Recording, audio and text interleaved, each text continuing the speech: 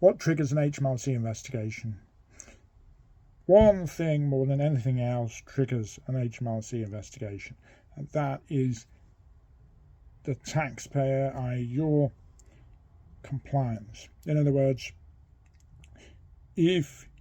whether it's a company, whether your taxes as a result of you being an individual, whether within the company setting you've got a payroll of employees and you need to submit real-time information, VAT, corporation tax, so on. Regardless of what the tax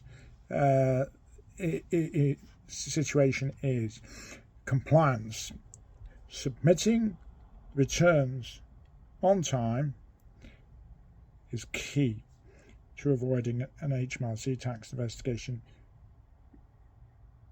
More than anything else, if you don't submit a return on time, that will be a trigger on HMRC's system that can lead to an HMRC investigation. HMRC call an HMRC investigation tax inquiry, but ultimately it's an investigation into any anomalies associated with the tax and any tax insufficiency, any tax non-payment of tax doesn't in itself necessarily trigger a tax investigation.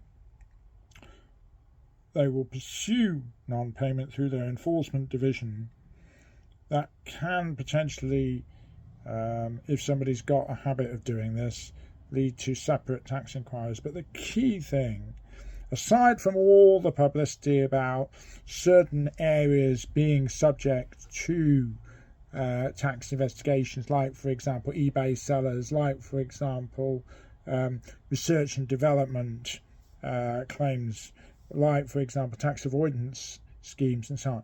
Yes, all of those types of things will potentially lead to a tax inquiry and a tax investigation. But the key thing is submit your returns on time.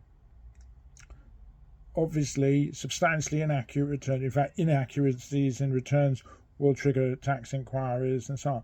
But because it's self-assessment, the taxpayer assesses the tax.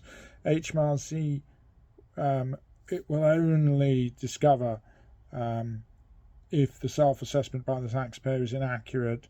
Subsequently, if something else arises and so on, or if there's inconsistencies, so on. But the number one thing is tax compliance triggering the investigation. So if you want to avoid unnecessary HMRC tax investigations, simply submit your returns in on time. It's as simple as that. Questions, queries, concerns, give us a shout. We know Insolvency, inside out.